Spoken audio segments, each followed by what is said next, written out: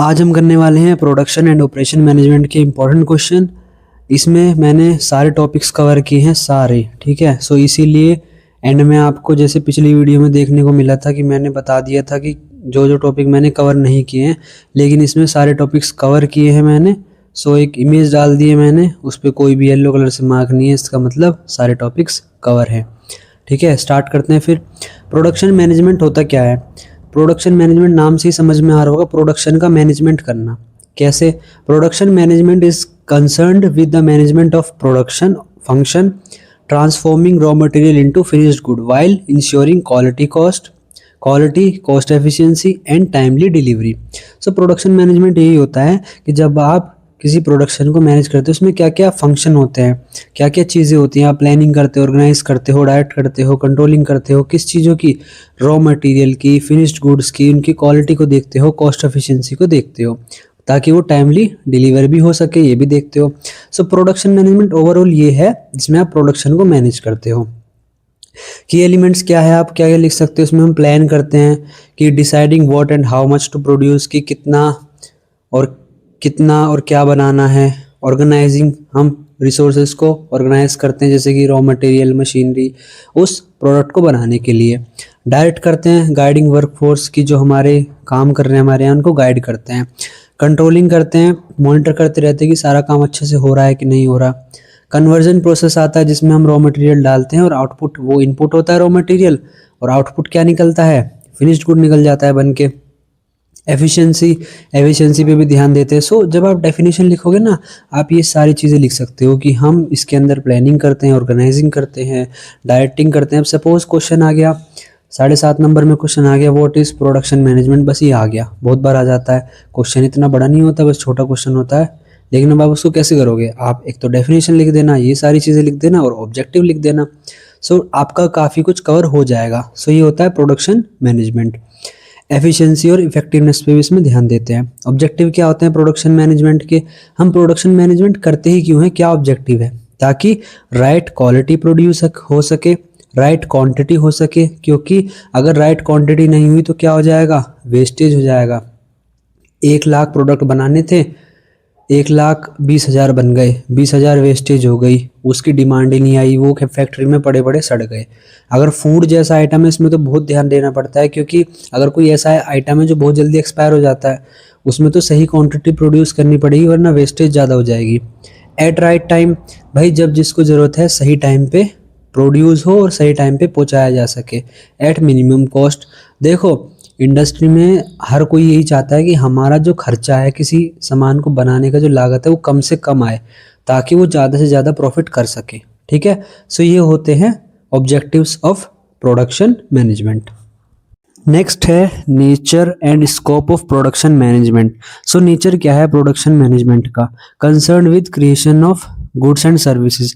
Production management है, आप यहाँ पर आप प्रोडक्शन का मैनेज कर रहे हो, तो गुड्स और सर्विसेज से कंसर्न होता है, इस पे फोकस रहता है। Focus is on efficient use of resources, कि भाई हमारा जो सपोज कोई फैक्ट्री में काम कर रहे हैं, 5 लोग काम कर रहे हैं, लेकिन वहां पर 3 लोगों से काम हो जाएगा, 2 एक्स्ट्रा है, तो कंपनी क्या करेगी? एफिशिएंसी बढ़ाने के लिए उन 2 को बाहर निकाल देगी, जो कि सही बात भी है उनके लिए, कंपनी के मतलब पर्सपेक्टिव से। लेकिन वैसे अगर इकोनॉमिक देखा जाए तो उनकी तो जॉब लॉस हो गई। सो मैन और मशीन मटेरियल का अच्छे से एफिशिएंटली यूज हो सके, कोई वेस्टेज ना हो पैसे की, या फिर मशीन जो है वो अच्छे से यूज हो। ऐसा नहीं है कि कोई मशीन लाए और वो रखी हुई है और बस वो उसका कुछ यूज नहीं है, इतना थोड़ी सी यूज आ रही थी, उसको तो रेंट पे भी ले लेते तो ही काम हो जाता, या किसी और से करवा लेते। सो एफिशिएंट यूज ऑफ रिसोर्सेज हो सके, इसीलिए ये नेचर है प्रोडक्शन मैनेजमेंट का। डिसीजन मेकिंग ओरिएंटेड, ठीक है। सो जो हमारा प्रोडक्शन मैनेजमेंट होता है, ये डिसीजन मेकिंग प्रोडक्ट वो होता है, ओरिएंटेड होता है कि हमें क्या बनाना है, कैसे बनाना है, कब बनाना है, क्या क्या चीज़ें आएंगी इसमें। सो इसमें हम डिसीजन मेकिंग करते हैं। एक ये कंटिन्यूस प्रोसेस होता है, प्लानिंग होती है, एग्जीक्यूशन होता है, फिर उसको कंट्रोल करा जाता है। उसके बाद क्या आता है? Integrated technology plus human effort. इसमें हम प्रोडक्शन मैनेजमेंट के अंदर हम मशीनरी भी यूज़ करते हैं और ह्यूमंस का भी यूज़ करते हैं, ताकि हमारा जो ओवरऑल प्रोडक्शन है वो अच्छे से हो सके। Aims at cost reduction and productivity improvement. So जो प्रोडक्शन मैनेजमेंट है, इसका मेन जो एम है वो क्या है, कॉस्ट रिड्यूस करना, ताकि कंपनी के लिए कॉस्ट कम से कम आए और प्रॉफिट ज़्यादा से ज़्यादा आए। स्कोप क्या है, क्या क्या एरियाज को प्रोडक्शन मैनेजमेंट कवर करता है। Product design and development production management के अंदर ही तो आएगा कि क्या प्रोडक्ट बनाना है, क्या डिजाइन होगा, क्या डेवलपमेंट होगा। उसका प्रोसेस सिलेक्शन की भाई किस किस प्रोसेस से वो जाएगा।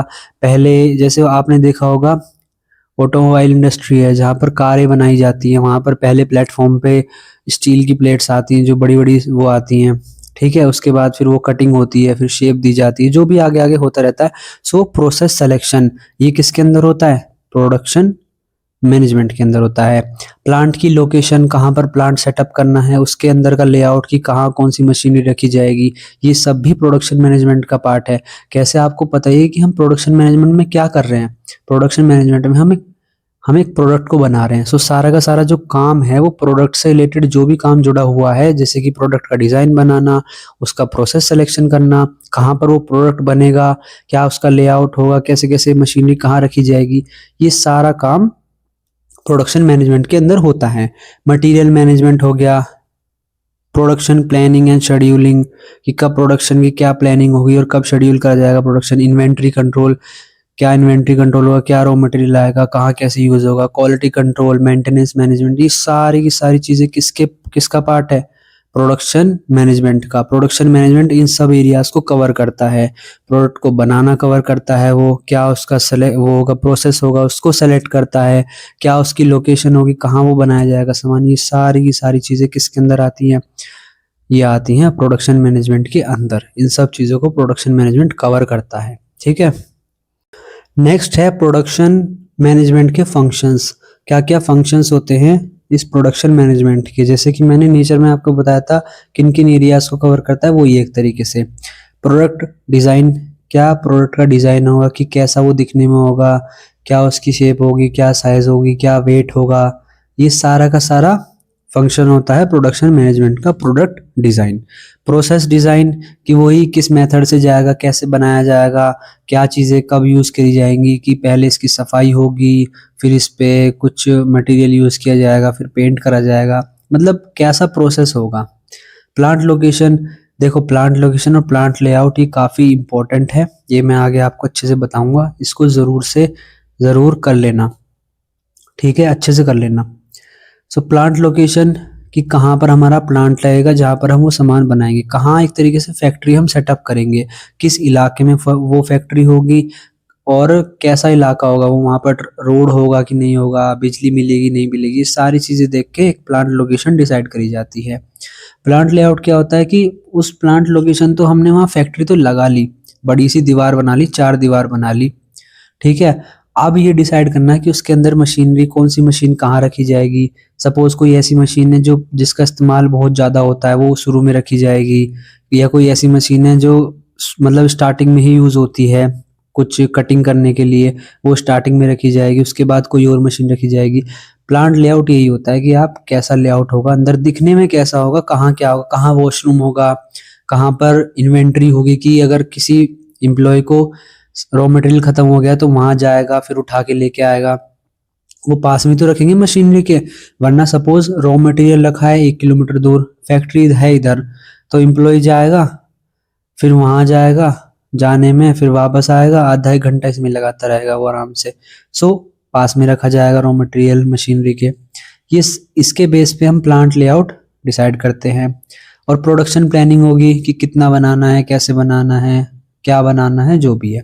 फिर उसकी क्या होगी, शेड्यूलिंग होगी कि फिक्सिंग टाइम, जैसे होता है ना कि दिन में काम करेंगे, रात में काम करेंगे, या रात में प्रोडक्शन होगा, इतने घंटे मशीन चलेगी, ये सब।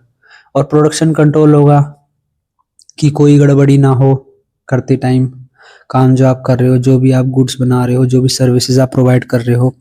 मटेरियल मैनेजमेंट, मटेरियल का मैनेजमेंट जो है कि आप कहाँ से प्रोक्योर करोगे, कहाँ से आपका रॉ मटेरियल आएगा, कहाँ पर स्टोरेज होगी, कहीं ऐसी जगह स्टोर मत कर देना कि वो खराब हो जाए वहां पर।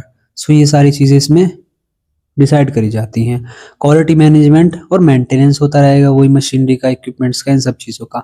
सो ये होते हैं functions of production management. Next है प्रोडक्शन सिस्टम। देखो ये काफ़ी इंपॉर्टेंट है, इसमें आपका job production, batch production, mass production, continuous production और प्रोजेक्ट प्रोडक्शन है, ये बहुत इंपॉर्टेंट है, ठीक है, इसको अच्छे से करना और मैं बताता हूँ भी आपको, ये भी एग्जाम में पूछ ले जाता है। सो जॉब प्रोडक्शन क्या होता है? जॉब प्रोडक्शन में क्या होता है? Customise unique product as per customer requirement. जैसे कि आपका फर्नीचर होता है, आपने देखा होगा बहुत बार लोग क्या करते हैं, जब नया घर होता है, नया घर बनवा लेते हैं वो, तो बहुत बार क्या करते हैं, वो फर्नीचर वाले को बुलाते हैं और वहीं पर बेड बनवाते हैं उससे, वहीं घर में। सो ये क्या होता है? एक जॉब प्रोडक्शन है भाई, वो आपके कहने पे, वो आपके अकॉर्डिंग, आपके जैसा आपने डिजाइन कहा, जो रॉ मटेरियल यूज करने के लिए कहा, वो उसके अकॉर्डिंग सामान बना रहा है, वो क्या हो गया? वो जॉब प्रोडक्शन हो गया। अब आप किसी बड़ी कंपनी में जाके उसको ये नहीं बोल सकते कि तू मेरे अकॉर्डिंग सामान बना, वो क्यों बोलेगा? जहां पर कोई भी आदमी आपके लिए पर्टिकुलर काम कर रहा है, आपके हिसाब से, आप उसको क्या करवा रहे हो? कस्टमाइज करवा रहे हो अपने हिसाब से। जैसे कि आपका टेलर हो गया, टेलर के पास गए आप अपनी फिटिंग के हिसाब से आप क्या करवा रहे हो? उससे काम करवा रहे हो कि भाई मेरे लिए ऐसे कपड़े बना, ठीक है। सो ये क्या है? ये जॉब प्रोडक्शन है। अब किसी कपड़े की दुकान पे जाओगे, वहां पर आप जाके ये नहीं बोलोगे, आप बोलोगे कि भाई मेरी साइज का, मेरी फिटिंग का दे दे, पर आपके अकॉर्डिंग तो, आपके अकॉर्डिंग वो नहीं होगा, डिजाइन होगा, जो उसके पास रखे होंगे वही दिखाएगा, उसमें से आपको एक पसंद करना पड़ेगा। सो ये नहीं है। जॉब प्रोडक्शन क्या है? जो आपके अकॉर्डिंग काम हो, ठीक है। और इसमें एक हाईली स्किल्ड लेबर रिक्वायर्ड होती है। जैसे कि आप किसी से फर्नीचर बनवाते हो, भाई उनके पास भी स्किल्स होती हैं उनकी। आप किसी टेलर से कपड़े बनवाते हो, वो भी एक हाई स्किल्ड काम है, ठीक है, वो वही कर सकते हैं। इसमें लो प्रोडक्शन होता है, जैसे कि क्योंकि आप पर्सनली काम करवा रहे हो, आप उसको ये नहीं बोल सकते कि मेरे लिए तू 2000 बेड बना के दे। अगर आपको 2000 बेड चाहिए तो किसी बड़ी कंपनी से बनवाना पड़ेगा और वो भी अपने हिसाब से बनाएगी, ठीक है। सो जॉब प्रोडक्शन ये होता है कि जब produce customise unique product as per customer requirement, ठीक है, ये जॉब प्रोडक्शन होता है। नेक्स्ट है बैच प्रोडक्शन। बैच प्रोडक्शन में क्या होता है? छोटे छोटे बैचेस में सामान बनाया जाता है। जैसे कि एक फैक्ट्री है, सपोज एक फैक्ट्री जो है वो 4 तरीके की कोल्ड ड्रिंक्स बनाती है, तो वो क्या करेगी? पहले 1 लाख कोल्ड ड्रिंक की बोतल इस फ्लेवर की बनाएगी, सपोज मैंगो फ्लेवर की बनाएगी। फिर 1 लाख कोल्ड ड्रिंक वो बनाएगी स्ट्रॉबेरी फ्लेवर की, 1 लाख वो बनाएगी किसी और एप्पल फ्लेवर की, या जो भी है। सो वो क्या करेगी? छोटे छोटे बैचेस में प्रोडक्शन करती है। ऐसा नहीं है कि वो एक ही बार में पहले 10 लाख बना रही है फिर अलग अलग बना रही है, ऐसा नहीं है। पहले वो 1 लाख बनाएगी या 50,000 मैंगो फ्लेवर की, स्ट्रॉबेरी फ्लेवर की, ये सारी अलग अलग कोल्ड ड्रिंक्स बनाएगी वो, ठीक है। सो ये छोटे छोटे बैच में बना रही है, वो अलग अलग टाइप का सामान बना रही है, छोटे छोटे बैचेस में, छोटे छोटे टाइम इंटरवल के साथ। सो ये क्या होता है? ये बैच प्रोडक्शन होता है। जैसे कि मेडिसिन, गारमेंट्स, बेकरी आइटम, जैसे कि गारमेंट में क्या होता है? अलग अलग साइज के, अलग अलग डिजाइन के कपड़े होते हैं। सो वो छोटे छोटे बैच बनाए जाते हैं कि 50,000 इसके पीस, 50,000 उसके पीस, ऐसे बनाए जाते हैं। सो इसमें क्या होता है? मॉडरेट वॉल्यूम होता है, ठीक है। Machine require setup change over between batches. जैसे कि इसमें क्या होता है? जब आप अलग अलग टाइप का सामान बना रहे हो, तो उसमें आपका मशीन जो है आपकी, उसका डिजाइन अंदर का चेंज करना पड़ेगा। आपको उसको इंस्ट्रक्शन देने पड़ेंगे कि भाई पहले आप मीडियम साइज के आप क्लोथ्स की कटिंग कर रहे थे, अब लार्ज साइज के आप कटिंग करो, या एक्सेल साइज की कटिंग करो। सो मशीन के अंदर चेंज करने पड़ते हैं, क्योंकि अलग अलग बैच का डिजाइन अलग अलग होता है, अलग अलग साइज होता है। बेटर कॉस्ट एफिशिएंसी होती है, suitable for standardise product with variation, ठीक है। सो ये आपको समझ में आ गया होगा बैच प्रोडक्शन में क्या होता है, जॉब प्रोडक्शन में क्या होता है। नेक्स्ट है मास प्रोडक्शन। सो मास प्रोडक्शन आपको समझ में ही आ रहा होगा नाम से, कि बड़े स्केल पे जब आप कोई प्रोडक्ट को आप प्रोड्यूस करते हो, यहाँ पर हाई वॉल्यूम रहती है और जनरली जो कॉस्ट होती है वो कम आती है। क्यों? क्योंकि बहुत बड़ी स्केल पे आप सामान बना रहे हो, ठीक है। अब जैसे कि कोई, आपने देखा होगा कोई मशीनरी है, उसको स्टार्ट किया, उसको स्टार्ट करने में, हीट करने में आधा घंटा लग गया, बिजली खर्च हो गई, पेट्रोल खर्च हो गया, आधा खर्चा उसमें आ गया। फिर वो मशीन चलाई। अब सपोज वो मशीन स्टार्ट करी और उससे सिर्फ 10-15 हज़ार यूनिट ही कोई सामान बनाया, उसके बाद वो मशीन बंद कर दी, ठीक है।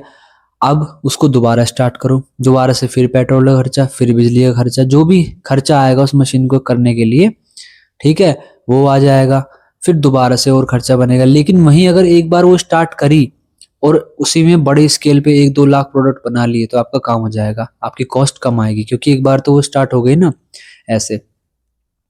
सो ये आपका लो कॉस्ट आती है पर यूनिट, ठीक है, क्योंकि जब आप बड़ी स्केल पे प्रोडक्शन करते हो, जैसे कि एग्जांपल ऑटोमोबाइल्स हो गया, टीवीज हो गया, स्मार्टफोन हो गया।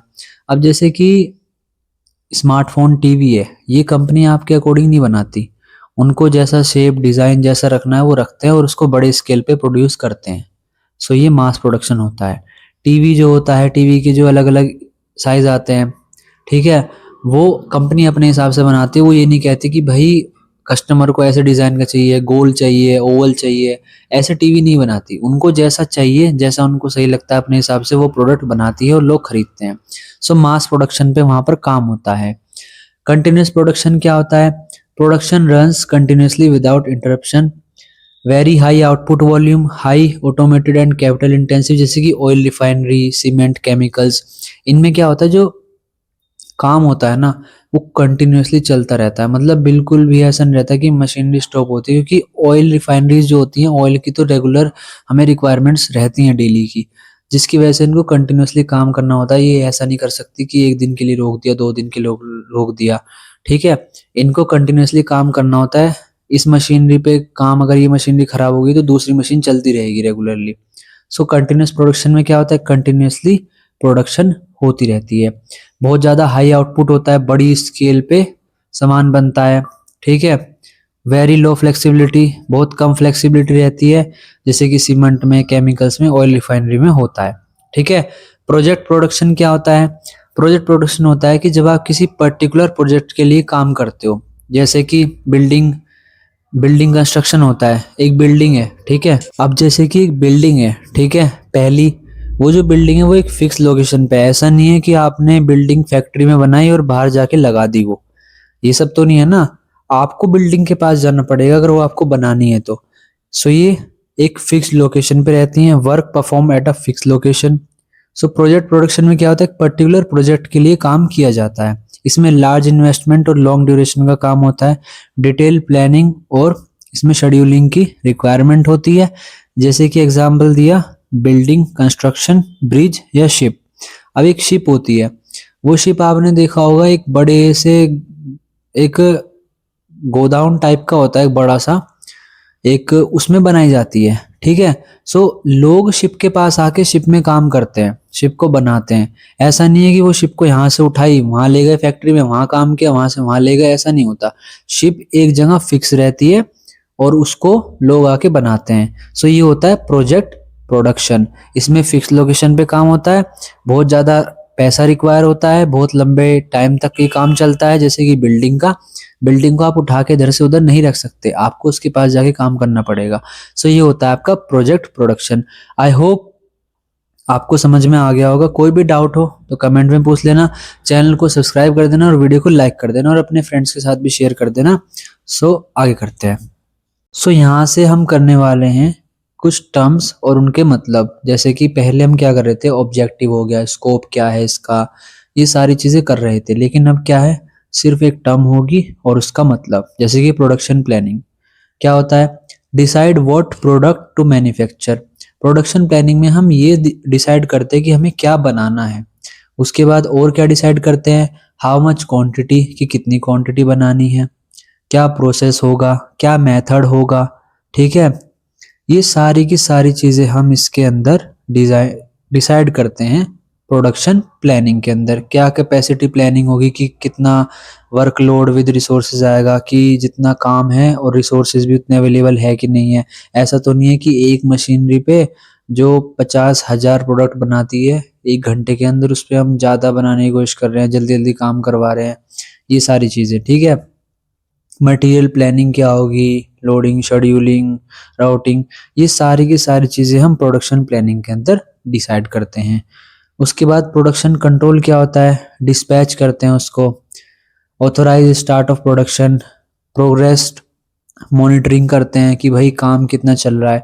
सो ओवरऑल अगर हम देखें, सो प्रोडक्शन प्लानिंग में क्या हो रहा है, हम प्लानिंग कर रहे हैं सारी, ठीक है। क्या बनाना है, कैसे बनाना है, कितनी क्वांटिटी बनानी है, क्या मेथड यूज करना है, क्या प्रोसेस होगा, मटेरियल प्लानिंग कर रहे हैं और कैपेसिटी प्लानिंग कर रहे हैं। ये सारी चीजें हम प्रोडक्शन प्लानिंग में करते हैं। प्रोडक्शन कंट्रोल में हम क्या करते हैं, सारा कंट्रोलिंग से रिलेटेड काम करते हैं। जैसे कि इंस्पेक्शन करेंगे, और प्रोग्रेस कितनी हो रही है, क्या डिस्पैचिंग हुई अच्छे से कि नहीं हुई, फॉलो अप लेते हैं कि भाई कुछ गड़बड़ी हुई है तो बार बार पूछते हैं उसको क्या काम चल रहा है, कैसा चल रहा है, और कुछ गड़बड़ी हुई है तो करेक्टिव एक्शंस लेते हैं, इन्वेंटरी कंट्रोल करते हैं, कोऑर्डिनेशन करते हैं डिपार्टमेंट के अंदर। सेल्स वाले बताते हैं कि भाई इस बार कम सेल्स हुई है तो कम प्रोडक्शन करना, ठीक है। सो आपस में कोऑर्डिनेट करते हैं, ये सारा काम हम प्रोडक्शन कंट्रोल के अंदर करते हैं। कॉस्ट कंट्रोल करते हैं जो सबसे इंपॉर्टेंट है। अब जैसे कि अ फैक्ट्री प्लान्स, ये एग्जांपल है, a factory plan to produce 10,000 T shirt, decide quantity, क्या क्वांटिटी होगा ये तो बता दिया, 10,000 टी शर्ट बनानी है, क्या प्रोसेस होगा, क्या राउटिंग हो गया, क्या शेड्यूल होगा, क्या प्लानिंग होगी उसका, ये सारी की सारी चीजें क्या हो गई, ये सारी चीजें आपकी प्लानिंग के अंदर आ गई, ठीक है। कि 10,000 टी शर्ट बनानी है, क्वांटिटी डिसाइड कर ली, उसका प्रोसेस डिसाइड कर लिया, ये प्लानिंग के अंदर आ गया। Monitor daily output, inspect quality, उसके बाद हमने क्या किया, टी शर्ट की क्वालिटी कैसी आ रही है, फट तो नहीं रही है वो, या धागे तो नहीं निकल रहे उसके, क्या उसमें दिक्कतें आ रही हैं, ये सारी चीजें आ गई कंट्रोल के अंदर। सो आई होप आपको प्रोडक्शन प्लानिंग और कंट्रोल समझ में आ गया होगा। अब आप लिख दोगे इसको, ठीक है। अब करते हैं आगे। अब ये कंबाइन बस इसके कर लेते हैं objectives of production planning and control. क्या ऑब्जेक्टिव होते हैं कि स्मूथ प्रोडक्शन फ्लो हो, meet delivery deadlines, optimum use of resources और reduce idle time, minimize production cost. Idle time मतलब कि पहले उस सामान को बनाने में 20 मिनट लग रहे थे और अब उस सामान को बनाने में 15 मिनट लग रहे हैं, ये हो गया आइडल टाइम, उसका कम कर दिया। अब ये कम कैसे हुआ, या तो स्केल बढ़ाई होगी उसकी प्रोडक्शन की, लार्ज स्केल पे कर दिया, या कोई मशीनरी चेंज करी होगी जो अच्छा काम कर रही थी।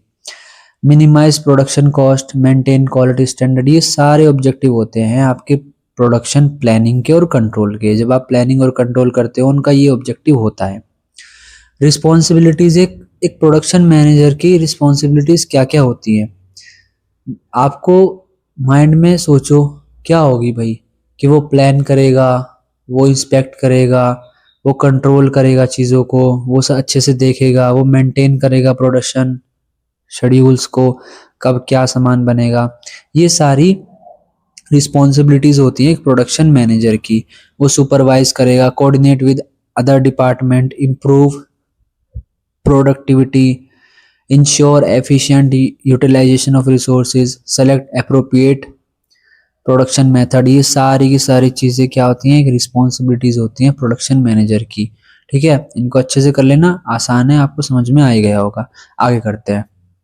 नेक्स्ट है इंटरमिटेंट मैन्युफैक्चरिंग सिस्टम। देखो कंटिन्यूस मैन्युफैक्चरिंग सिस्टम तो आई होप आपको समझ में आ गया होगा पहले ही, जहाँ पर हम कंटिन्यूसली काम करते रहते हैं, बहुत हाई प्रोडक्शन का स्केल होता है, स्पेशलाइज मशीनरी होती है, इक्विपमेंट्स होते हैं, हाईली जनरली ऑटोमेटेड होता है, लो फ्लेक्सिबिलिटी होती है, ये काम कंटिन्यूसली चलता रहता है, लो कॉस्ट पर यूनिट आती है, क्योंकि बड़े स्केल पे काम होता है और बहुत बड़ा कैपिटल इन्वेस्टमेंट चाहिए होता है। जैसे कि ऑयल रिफाइनरी, ठीक है, जो पेट्रोलियम प्रोडक्ट्स बनाती है, कंटिन्यूसली बनाते रहते हैं वो, क्योंकि अगर वो एक दो दिन भी या एक हफ्ते भी काम रुक गया ना तो पेट्रोल की कमी हो जाएगी, ठीक है, फिर बाहर से मंगाना पड़ेगा, ये सारी चीज़ें।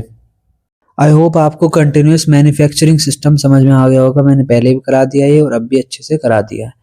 नेक्स्ट है इंटरमिटेंट मैन्युफैक्चरिंग सिस्टम। इसमें क्या होता है, production is discontinuous start stop nature, मतलब कि शुरू हुआ फिर रोक दिया, फिर शुरू हुआ फिर रोक दिया, ऐसा टाइप का काम होता है, इसमें कंटिन्यूसली काम नहीं होता। इस सिस्टम के अंदर, इस मैन्युफैक्चरिंग सिस्टम के अंदर डिफरेंट डिफरेंट वैरायटी के प्रोडक्ट्स को प्रोड्यूस करा जाता है। ये जो सिस्टम होता है ये सुटेबल रहता है लो प्रोडक्शन के लिए। क्यों, मतलब इसमें आप कम वॉल्यूम के प्रोडक्ट बनाओगे, ऐसा नहीं है 50 लाख बना दिए 60 लाख बना दिए, आप इसमें कम प्रोडक्शन लेवल पे काम करोगे, ज़्यादा प्रोडक्ट आप प्रोड्यूस नहीं करोगे। क्यों, क्योंकि आपके पास अलग अलग वैरायटी के प्रोडक्ट्स ऑलरेडी हैं। तो पहले आपको ए प्रोडक्ट बनाना पड़ेगा, फिर बी, फिर सी, फिर डी, फिर ई, ऐसे बनाना पड़ेगा, ठीक है। इसीलिए इसमें कम प्रोडक्शन वॉल्यूम होता है। Products are often customise, uses general purpose machinery, machines required skilled and versatile labour, ऐसे लेबर चाहिए जिनके पास स्किल हो और जो वर्सटाइल हो, बार बार चेंज होते रहते हैं, मतलब जो मतलब चेंज कर सकते हो अपने हिसाब से, मतलब काम के हिसाब से अपने आप को।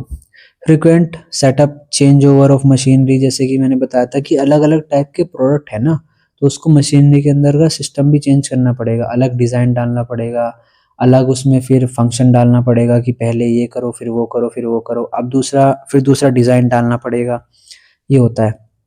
इसमें फ्लेक्सिबल ऑपरेशन होता है, हाई कॉस्ट पर यूनिट आती है, क्यों? क्योंकि बहुत सारे प्रोडक्ट बना रहे हो आप अलग अलग टाइप के, पहले ये बना रहे हो फिर वो फिर वो फिर वो, जिसकी वजह से मशीनरी को बार बार चेंज करना पड़ता है, लेबर भी दूसरी चाहिए होती है बहुत बार, जिसकी वजह से कॉस्ट बहुत ज़्यादा आ जाती है। इसमें क्या क्या इंक्लूड होता है? जॉब प्रोडक्शन और बैच प्रोडक्शन।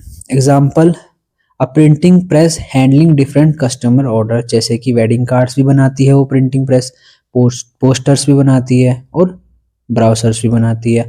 सो उसको ना पहले वेडिंग कार्ड के हिसाब से अपनी मशीन लगानी पड़ेगी, फिर पोस्टर्स के हिसाब से, फिर ब्राउजर्स के हिसाब से, ऐसे उसको बार बार अपनी मशीनरी के फंक्शन चेंज करने पड़ेंगे। इसीलिए ये होता है इंटरमिटेंट मैन्युफैक्चरिंग सिस्टम। ठीक है, अब करते हैं आगे। नेक्स्ट है प्रोडक्ट डिज़ाइन एंड डेवलपमेंट। एक प्रोसेस होता है जिसमें आप प्रोडक्ट को डिज़ाइन करते हो, प्रोसेस करते हो। जैसे कि product design and development is the process of creating, improving and preparing a product for the market from idea generation to final production. जैसे कि पहला पॉइंट है आइडिया जनरेशन, आपके माइंड में आइडिया आएगा कि आपको क्या बनाना है। ठीक है, जैसे कि एक कंपनी के माइंड में आया example, company identifies demand for eco friendly bottles, कि ऐसी ऐसी बॉटल्स चाहिए जो इको फ्रेंडली हो, जो इन्वायरमेंट को कम हार्म करें। ठीक है, उसके बाद कॉन्सेप्ट डेवलपमेंट आ गया। कॉन्सेप्ट डेवलपमेंट में आप क्या करोगे? उस प्रोडक्ट के फीचर्स कैसे होंगे, फंक्शन कैसे होंगे, कैसे वो काम करेगा, क्या बेनिफिट्स होंगे, ये आप डिसाइड करोगे। जैसे कि लाइट वेट होगा, रीयूजेबल होगी, बीपीए फ्री बॉटल्स होंगी। उसके बाद आता है feasibility study, checking technical, financial and market viability. Can it be produce at a reasonable cost, कि भाई ये रीजनेबल कॉस्ट पे बनेगी कि नहीं बनेगी, कहीं हम रीयूजेबल बोतल बना रहे हैं, कहीं इसके चक्कर में ज़्यादा महंगी ना बन जाए, फिर कौन खरीदेगा भाई। मार्केट में ऑलरेडी 20 रुपए में पानी की बोतल 15 रुपए में मिल जाती है, उसको 30 40 50 रुपए में रीयूजेबल वाली कोई नाम से क्यों लेगा? लोगों को तो क्या चाहिए, कम पैसे में चाहिए सामान। प्रोडक्ट डिज़ाइन कैसा होगा, दिखने में कैसा होगा, किसका क्या साइज होगा, क्या शेप होगा, क्या मटेरियल हम यूज़ करेंगे, ये करेंगे प्रोडक्ट डिज़ाइन एंड डेवलपमेंट में। सो ये 4 प्रोसेस हो गए। उसके बाद आएगा 5वां प्रोटोटाइप डेवलपमेंट, फिर हम पहली फिजिकल बोतल बनाएंगे। ठीक है, वो होगा उसका प्रोटोटाइप, उसको हम टेस्टिंग के लिए यूज़ करेंगे, उसको हम मार्केट में नहीं बेचेंगे, उसको सिर्फ ये देखेंगे कि ये सही से काम कर रही है कि नहीं, या फिर रीयूजेबल है कि नहीं, ठीक है, लाइट वेट है कि नहीं, या बीपीए फ्री बॉटल है कि नहीं। टेस्टिंग एंड इवेल्युएशन होगा उसका, उसकी क्वालिटी, ड्यूरेबिलिटी, सेफ्टी, परफॉर्मेंस, ये सब चेक करा जाएगा। लीक प्रूफ है कि नहीं है, ड्रॉप टेस्ट देखा जाएगा कि भाई बोतल को छोड़ने से ऐसा तो नहीं कि गिरते ही फूट गई कहीं, क्योंकि बहुत बार क्या होता है हमसे पानी की बोतल छूट जाती है, तो प्लास्टिक की बोतल में तो कुछ होता नहीं है ऐसा, पर क्या पता ये ऐसी बोतल बन गई हो कि जो गिरते ही फूट गई या खराब हो गई। कॉस्ट एंड वैल्यू एनालिसिस होगा कि कितनी कॉस्ट आ रही है, कॉस्ट इफेक्टिव है कि नहीं है, या फिर मटेरियल कहीं से वेस्टेज को हम रिड्यूस कर सकते हैं कि नहीं कर सकते। उसके बाद फाइनल स्टेप है, लास्ट स्टेप है 8th, final design and production planning. Last में एक डिज़ाइन बन के आएगा, क्या उसमें सारा का सारा कुछ लिखा होगा कि क्या प्रोडक्शन प्लानिंग होगी, क्या डिज़ाइन होगा, क्या सारी चीज़ें लिख दी जाएंगी। सो ये हो गया final design and production planning. फिर मास प्रोडक्शन होगा और उस प्रोडक्ट को हम मार्केट में भेज देंगे। सो ये थे 8 step product design and development के। ठीक है, आइडिया जनरेशन पहला, concept development, feasibility study, product design, prototype development, testing and evaluation, cost and value analysis, final design and production planning. Next है challenges of product design and development. क्या क्या challenges आते हैं जब आप किसी प्रोडक्ट को डिज़ाइन और डेवलप करते हो?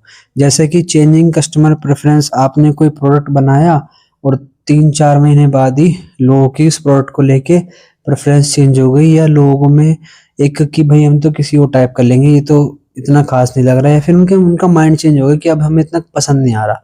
ये भी एक चैलेंज है कि अभी अभी आपने तो बनाया था और अब प्रेफरेंस भी चेंज हो गई लोगों की। हाई डेवलपमेंट कॉस्ट, एक स्टार्टिंग में डेवलपमेंट कॉस्ट काफ़ी आती है, क्योंकि आपको मशीनरी लगानी पड़ेगी, लेबर लानी पड़ेगी, रॉ मटेरियल लाना पड़ेगा, पूरा सेटअप करना पड़ता है एक नया प्रोडक्ट बनाने के लिए। टेक्नोलॉजिकल अनसर्टेनिटी, टेक्नोलॉजी चेंज होती रहती है, हो सकता है कि जो आप प्रोडक्ट बना रहे हो वो टेक प्रोडक्ट हो, उसकी टेक्नोलॉजी एकदम से चेंज हो जाए एक साल बाद, तो दोबारा से नया बनाना पड़ेगा, फिर नई टेक्नोलॉजी के साथ लाना पड़ेगा। या फिर मशीनरी का भी चेंज हो सकता है कि जो मशीनरी आप यूज़ कर रहे हो वो ओल्ड हो। टाइम प्रेशर रहता है, शॉर्ट प्रोडक्ट लाइफ साइकिल, कि भाई जो प्रोडक्ट की लाइफ साइकिल होती है वो बहुत कम होती है, बहुत सारे प्रोडक्ट ऐसे होते हैं जो कम टाइम में ख़राब हो जाते हैं, ये भी एक चैलेंज रहता है। Market competition, design complexity, risk of product failure, कि भाई कहीं फेलियर ना हो जाए, कहीं हम मार्केट में लेके जाएं और फेल हो जाए। ये सारे चैलेंजेस होते हैं आपके प्रोडक्ट डिज़ाइन एंड डेवलपमेंट के। नेक्स्ट है प्लांट लोकेशन एंड लेआउट। सो ये इंपॉर्टेंट है, अब मैं इनको अच्छे से कराता हूँ। Plant location refers to the selection of suitable geographical site for setting up a factory. आप ये सोचो कि उस फैक्ट्री की जो लोकेशन है वो ऐसी जगह पे हो जहाँ पर अवेलेबिलिटी ऑफ रॉ मटेरियल हो, जो मार्केट है जहाँ पर आपका रॉ मटेरियल उसका मिलता है, उस फैक्ट्री को बनाने, उस फैक्ट्री में जो रॉ मटेरियल यूज़ होगा वो अगर पास में ही कहीं मिल जाता है तो सही है फिर, है कि नहीं। सो अवेलेबिलिटी ऑफ रॉ मटेरियल, कि जो भी आप सामान बना रहे हो उसका रॉ मटेरियल कहीं आपकी आसपास ही मिल जाए जहाँ पर आप फैक्ट्री लगा रहे हो।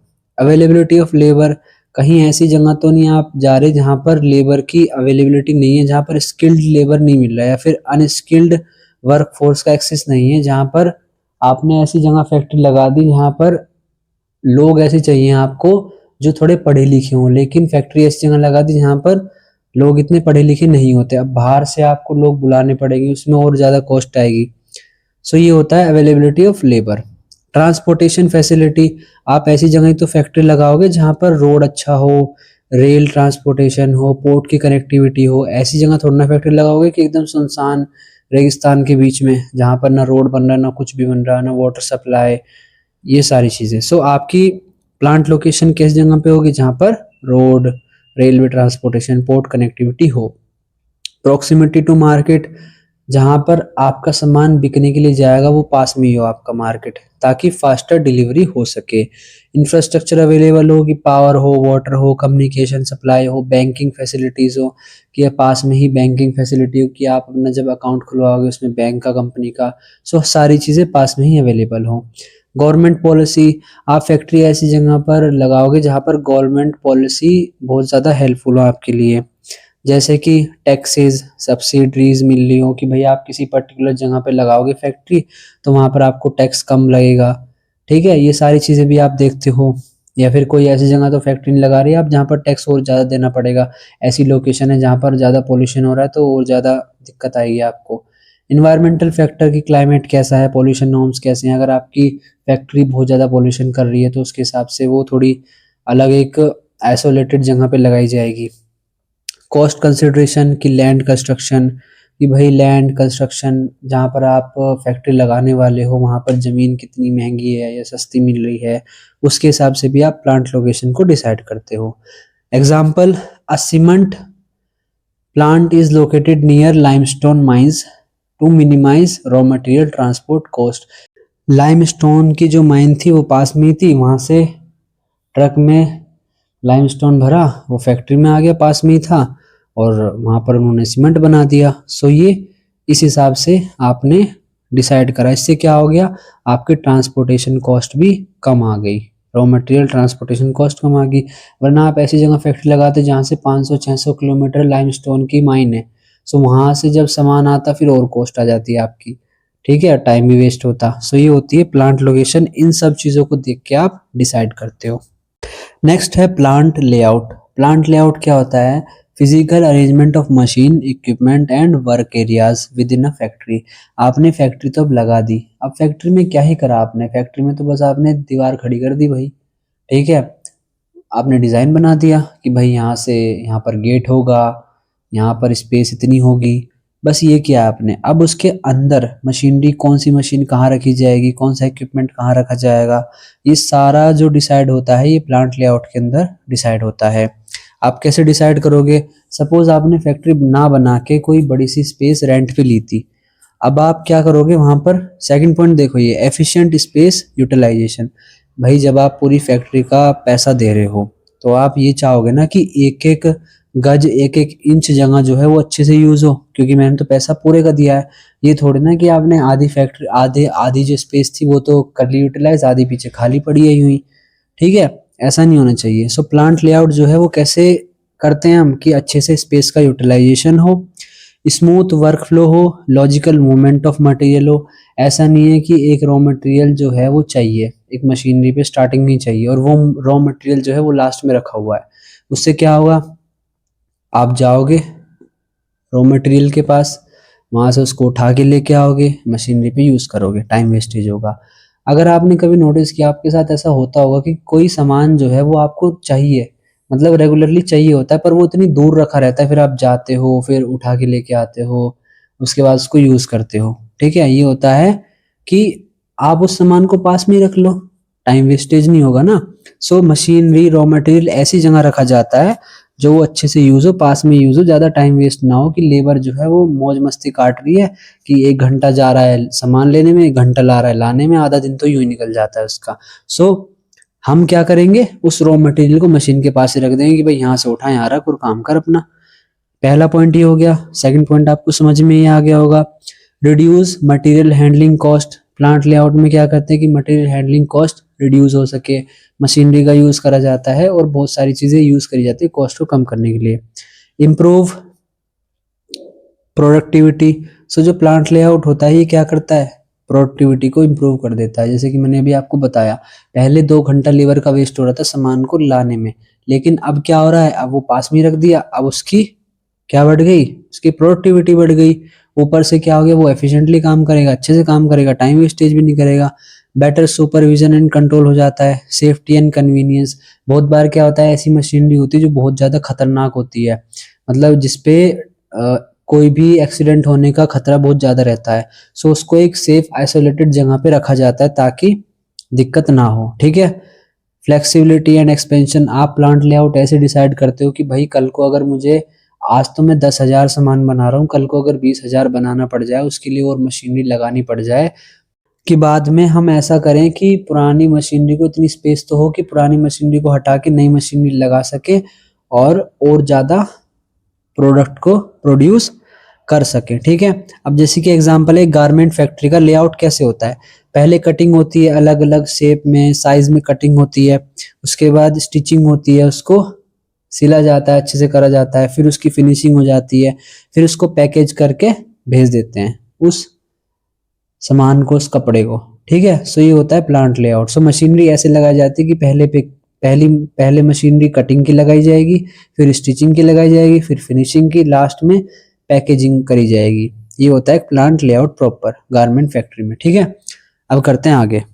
नेक्स्ट है मेथड स्टडी। सो मेथड स्टडी होता क्या है? Method study is the systematic recording and analysing of existing work method. Suppose आप कोई काम करने के लिए कोई पर्टिकुलर मेथड यूज कर रहे हो, कोई टेक्निक यूज कर रहे हो कि पहले मैं ये करूंगा, फिर इसके बाद सेकंड स्टेप ये होगा, थर्ड स्टेप ये होगा, फोर्थ स्टेप ये होगा, कोई एक पर्टिकुलर मेथड आप फॉलो कर रहे हो।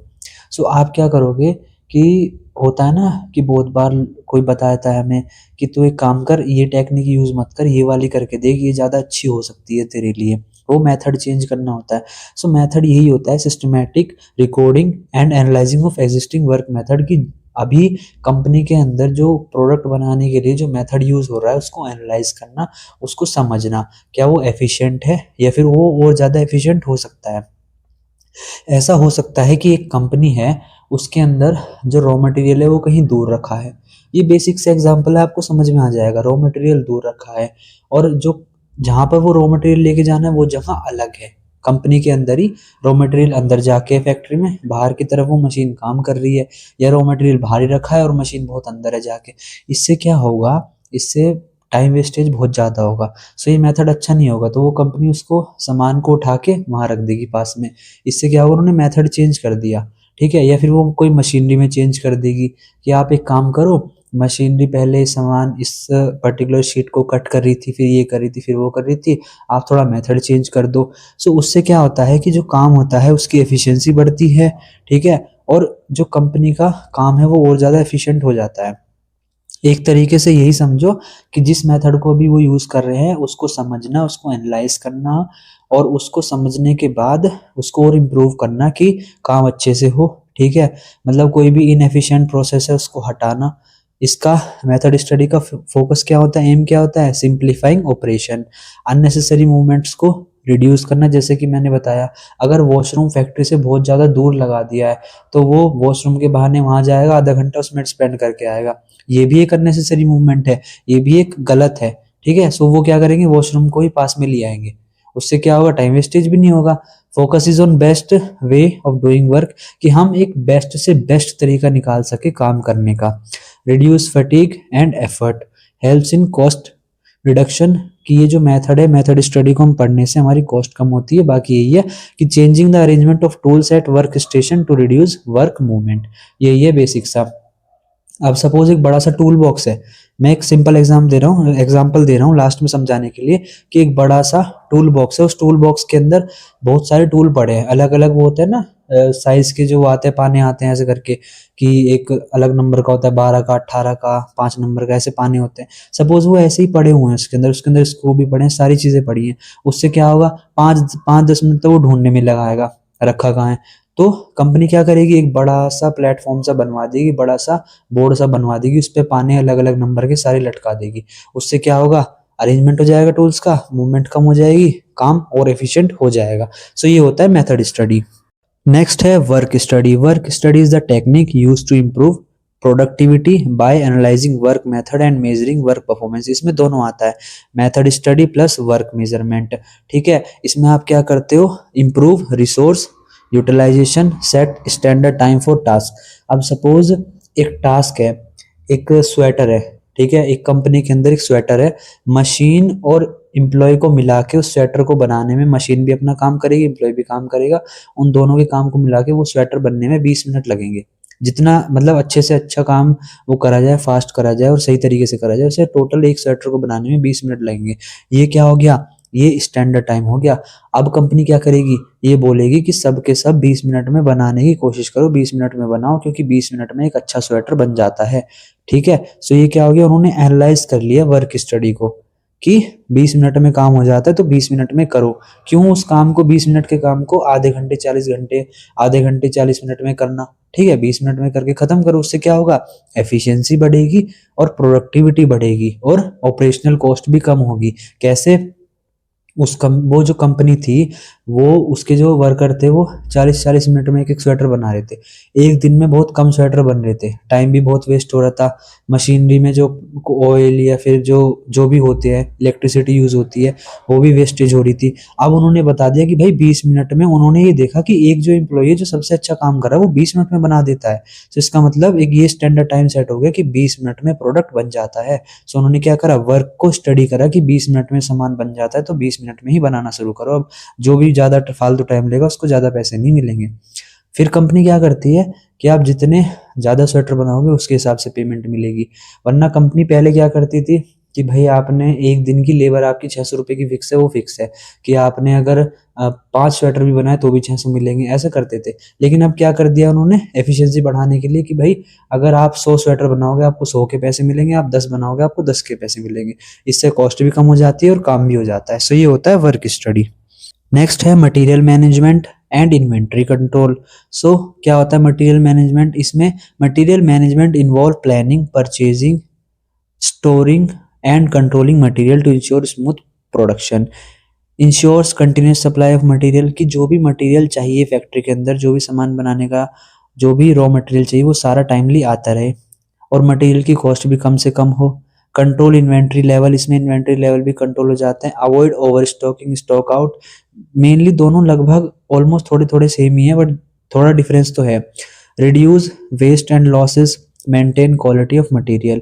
मटेरियल मैनेजमेंट बस ये है कि जो रॉ मटेरियल आ रहा है उसका मैनेज करना, उसको स्टोर करके रखना कि वो ना हो, खराब ना हो जाए, उसको कंट्रोल करना कि ज़्यादा ना आ जाए, कम ना आ जाए, ये सारी चीज़ें मटेरियल मैनेजमेंट में होती है। जैसे कि a factory ensure timely availability of raw material for manufacturing machine, कि मशीन मैन्युफैक्चरिंग करने के लिए रॉ मटेरियल चाहिए टाइमली, सो टाइमली अवेलेबल हो वो कंपनी के अंदर, ये इंश्योर करता है मटेरियल मैनेजमेंट।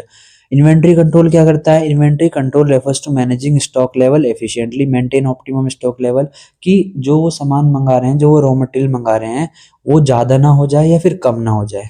पहले वाले में तो क्या कर रहे थे, प्लानिंग भी कर रहे थे, उसको खरीद के भी ला रहे थे। इन्वेंट्री कंट्रोल में बस मेन फोकस ये है कि वो ज़्यादा या कम ना हो जाए। इससे क्या होगा, वेस्टेज हो जाएगी। अगर सपोज वो बहुत ज़्यादा हो गया, सो उससे क्या होगा, हो सकता है वो रॉ मटेरियल ऐसा हो कि वो एक्सपायर हो जाए जल्दी, सो उनको टाइम से यूज़ करना पड़ेगा, वो वेस्ट भी हो सकता है। Maintain optimum stock level, prevent excessive investment in stock, कि स्टॉक में ज़्यादा इन्वेस्टमेंट ना हो जाए, क्योंकि कंपनी जो होती है वो एक बार में करोड़ों का सामान खरीदती है, सो उनके लिए बहुत ज़्यादा इन्वेस्टमेंट हो जाता है। इम्प्रूव कैश फ्लो मैनेजमेंट, अगर कंपनी अच्छे से अपनी इन्वेंट्री को मैनेज करके रखेगी कि जितना सामान चाहिए बस उतना ही आ रहा है, उससे क्या होगा, कैश फ्लो भी मेंटेन रहेगा, ये नहीं कि ज़्यादा पैसा लग जाएगा, कंपनी के पास कैश भी रहेगा। मटेरियल वेस्टेज भी हो जाएगी, मटेरियल वेस्टेज भी कंट्रोल में आ जाएगी। Example, keeping enough spare parts without over stocking, कि भाई इतना स्पेयर पार्ट्स रखे हुए हैं कि ज़्यादा ओवर स्टॉक ना हो जाए, उससे वेस्टेज नहीं होगी और कैश भी ज़्यादा वहाँ पर नहीं जाएगा, और इससे कंपनी अच्छे से इन्वेंट्री कंट्रोल कर पाएगी। बेसिक सा यही है दोनों के अंदर। इसमें बस इन्वेंट्री कंट्रोल में बस ये करते हैं कि इन्वेंट्री लेवल अप और डाउन ना हो जाए, अच्छे से मेंटेन रहे।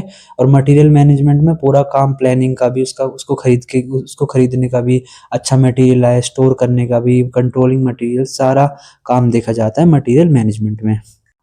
नेक्स्ट है purchasing and economic order quantity. Purchasing क्या होता है, वही प्रोक्योर करना right material at right price and time. ये भी याद रखना, ये 3 आर होते हैं इसके, एक दो ज़्यादा भी होता है आई थिंक, मुझे अभी वो याद नहीं आ रहा, बट ये होते हैं right material at right place at right price at right time, ऐसे होता है। ठीक है। सेलेक्टिंग रिलायबल सप्लायर, कि भाई आप ऐसे सप्लायर को ढूंढो जो लेट ना करे, आपने कहा है तो वो सप्लाई कर ही दे, आपके साथ ज़्यादा वो भी ना करे कि भाई लेट आएगा, लेट आ जाएगा, या आज ही भेज रहे हैं, टाइमली आता रहे, बस ये है। इंश्योर राइट क्वालिटी, सही क्वालिटी का सामान आया आपके पास। ऑब्टेनिंग बेस्ट प्राइस, ये सारी चीज़ें। परचेजिंग में तो समझ में आ गया कि रॉ मटेरियल को परचेज करना, जिसके लिए अच्छा एक सप्लायर ढूंढो, सही क्वालिटी सही प्राइस, ताकि सही टाइम पे डिलीवर हो सके, और सप्लायर रिलेशनशिप भी मेंटेन करके रखो, टर्म्स और कंडीशन भी आप नेगोशिएट करके रखो, सारी चीज़ें पहले से तैयार रखो, बस ये है। इकोनॉमिक ऑर्डर क्वांटिटी बहुत इंपॉर्टेंट हो जाता है, और इसका न्यूमेरिकल भी आता है। इकोनॉमिक ऑर्डर क्वांटिटी क्या होती है? Economic order quantity is the optimal order size minimizing ordering and carrying cost. Suppose एक कंपनी है, वो रॉ मटेरियल यूज़ कर रही है। अब सपोज वो रॉ मटेरियल है 1 kg रॉ मटेरियल है सपोज। अब 1 kg रॉ मटेरियल ख़त्म होने में उनके 10 दिन लग जाते हैं, 10 दिन हो जाते हैं कि 10 दिन में वो 1 kg रॉ मटेरियल यूज़ कर लेते हैं। अब उनको ये इंश्योर करना पड़ेगा कि जिस दिन वो रॉ मटेरियल 10 kg का 10 दिन बाद वो ख़त्म हो जाए, उस दिन 1 kg दोबारा से आ जाए। ऐसा ना हो कि वो उस दिन 2-3 दिन बाद आए या 2-3 दिन पहले आ जाए, वो सही टाइम पे आए, कि जिस दिन हमारा रॉ मटेरियल ख़त्म हो उससे एक रात पहले वो आके फैक्ट्री में तैयार रखा हो। ठीक है। बहुत बार क्या होता है कि जब आप मान लो कम ऑर्डर मंगाते हो, उस कंपनी ने सोचा कि भाई हमारा तो रॉ मटेरियल ख़त्म होने वाला है, तो अभी के लिए 500 ग्राम मंगा लेते हैं। उसके बाद उसको दोबारा 500 ग्राम मंगाना पड़ेगा। इससे क्या होगा, दोबारा कॉस्ट आ जाएगी कि दोबारा ट्रक भेजो, दोबारा घर खरीदो, उससे क्या होगा, कॉस्ट ज़्यादा आ जाएगी, वरना वो एक ही बार में ट्रक भेज के सारा सामान मंगा लेगी। सो इकोनॉमिक ऑर्डर क्वांटिटी क्या होता है, order size, minimum order size, की आपका जो रॉ मटेरियल है वो ख़त्म होने से पहले जो नया रॉ मटेरियल है वो टाइम पे वहाँ पर आ जाए, और सही साइज में आए। ऐसा नहीं है कि बहुत ज़्यादा रॉ मटेरियल आ गया या बहुत कम आ गया, एकदम सही साइज पे आए, सही टाइम पे आ जाए। ठीक है। इससे क्या होगा, एक्सेसिव स्टॉक नहीं होगा कंपनी के अंदर, फ्रीक्वेंट स्मॉल ऑर्डर्स नहीं करने पड़ेंगे। जैसे कि आपने देखा होगा, आपके घर में कोई चीज़ ख़त्म होने वाली है, ठीक है, चीनी ख़त्म होने वाली होती है, वो एकदम थोड़ी सी बची होती है, तुरंत आ जाती है शाम को ही। ठीक है, ये एक इकोनॉमिक ऑर्डर क्वांटिटी है कि जितनी चाहिए उतनी आ गई, वो दोबारा चल जाएगी, फिर दोबारा मंगा लेंगे, ये होता है। ठीक है, नेक्स्ट है lead time and reorder level. So lead time क्या होता है? Lead time is the time gap between placing order and receiving material. मतलब कि आज आपने कोई ऑर्डर करा और वो 10 दिन बाद आया, ठीक है, इसके बीच में जो ये टाइम होता है कि आज आपने ऑर्डर किया वो 10 दिन बाद आया, 10 दिन क्या है आपका? लीड टाइम है। अब ये कहाँ पर हेल्प होते हैं, कहाँ पर यूज होता है, बताते हैं अभी। Includes order processing time affect reorder decision, long longer lead time, higher safety stock, impact production planning must be accurately estimated। अब देखो, a company order raw material on 1st March, supplier process plus ship, सारा काम उसका 8 मार्च पे हो गया। ये कैसे हेल्पफुल होता है? अब कंपनी ने कोई ऑर्डर करा, ठीक है, और वो 1 तारीख को ऑर्डर करा और वो उसको समझ में आया कि वो मेरे पास 8 तारीख तक वो सामान आ जाएगा, ठीक है, 1 मार्च को ऑर्डर करा, वो 8 मार्च तक आ जाएगा।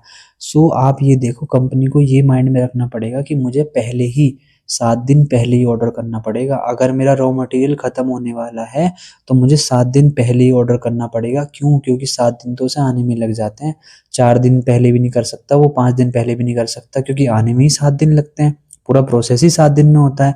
आपने देखा होगा, जब आप, बहुत लोग क्या करते हैं जो कि नहीं करना चाहिए, बिल्कुल भी नहीं करना चाहिए, वो क्या करते हैं, कपड़े मंगा लेते हैं ऑनलाइन, ठीक है, फिर उनको पहन के वापस कर देते हैं। अब आप ये देखो कि वो आप कपड़े कब मंगाते हो? आप उन्हीं को ऑर्डर करते हो कि शादी से पहले आ जाएं, और उस शादी से पहले 1 रात पहले, 1 दिन पहले भी आ जाए, किसी की शादी है, कोई पार्टी है, कहीं भी जाना है, 1 रात पहले आ जाए या 1 दिन पहले आ जाए, उनको पहन के अगले 1-2 दिन में उसको वापस कर दो, या अगले दिन वापस कर दो पहन के। सो लीड टाइम आप यही देखते हो, लीड टाइम कंपनी इसलिए देखती है, उनको पता होना ज़रूरी है कि कब हमारा ऑर्डर आएगा, ठीक है, ताकि उनका कंपनी में रॉ मटेरियल ख़त्म होने से पहले वो उसको पहले ही ऑर्डर करके रखे, ताकि वो सही टाइम पे आ जाए। रीऑर्डर लेवल क्या होता है? Reorder level is the stock level at which a new order is place, prevent stock situation depends on lead time usage rate, reorder when stock reaches 220। Reorder level क्या होता है कि suppose आपके घर में चीनी है, 1 किलो चीनी रखी है, और आपको पता चल गया कि वो ख़त्म होने वाली है, तो आपने जैसे ही वो 100 ग्राम तक पहुंची, आपने तुरंत 1 केजी और मंगा ली। सो 100 ग्राम क्या हो गया आपका? रीऑर्डर लेवल हो गया, कि जैसे ही 100 ग्राम आएगी आपने रीऑर्डर कर दिया। जैसे कंपनी में था ना कि 1 किलो रॉ मटेरियल यूज़ हो रहा है, ठीक है, तो जैसे ही वो, सपोज जैसे ही वो 200-300 ग्राम पहुंचेगा तो वो पहली ऑर्डर कर देंगे। क्यों? क्योंकि अभी उन्हें आने में भी 7 दिन लगेंगे। सो रीऑर्डर लेवल क्या होता है? बेसिक सा कि एक ऐसा पॉइंट जहां पर आप दोबारा से सामान को मंगाओगे।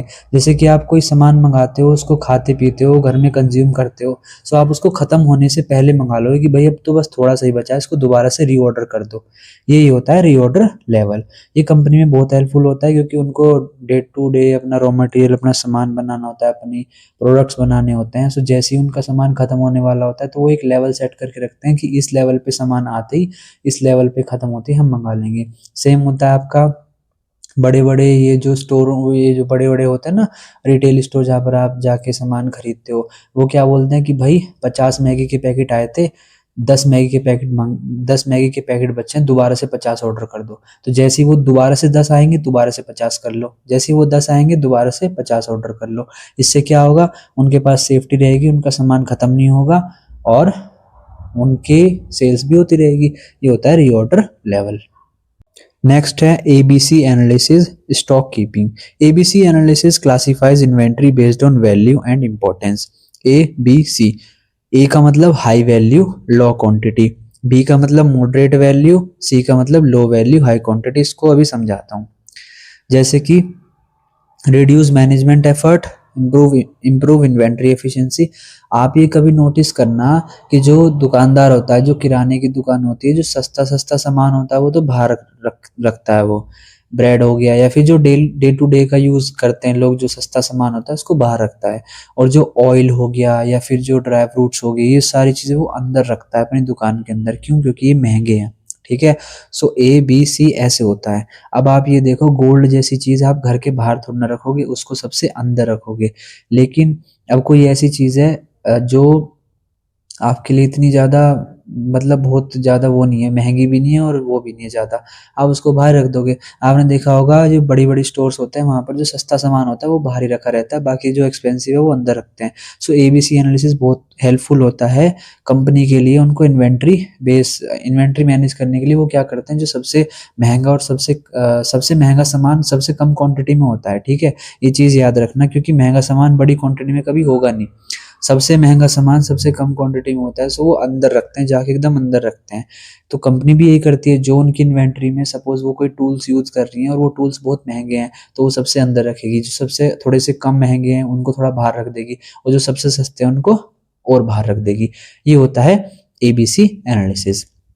स्टॉक कीपिंग क्या होता है, इसको बताने की बार-बार ऐसी नीड नहीं है कि stock keeping refers to systematic storage and recording of material, proper storage system, accurate stock record रहे कि स्टॉक सामान अपने पास रहे, उसका सारा डेटा रखना, इन्वेंट्री कंट्रोल करना, reduce handling time, easy identification and retrieval. वो स्टॉक कीपिंग का सारा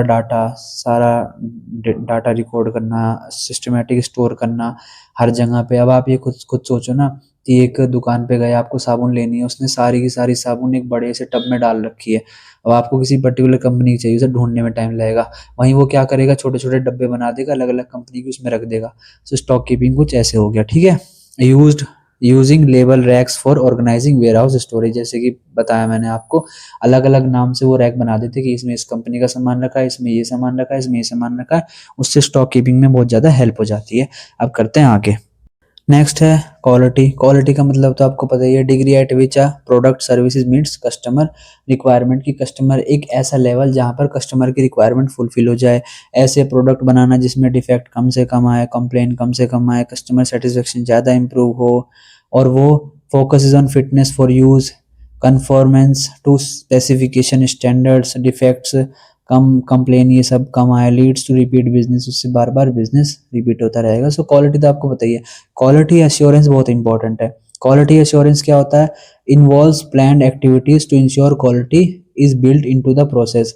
ये क्या करते हैं कि एक प्लान बना के चलते हैं कि भाई अगर हमें क्वालिटी का सामान बनाना है तो ऐसे बनाना है। जैसे कि रोल्स रॉयस है, उसमें क्या करा जाता है, वो कार कंपनी है, ठीक है, उसमें क्या करते हैं, वो ऐसी चीज़ें, ऐसा मटेरियल यूज़ करेंगे, ऐसा प्रोसेस यूज़ करेंगे, ऐसा मेथड यूज़ करेंगे ताकि क्वालिटी आए, ठीक है।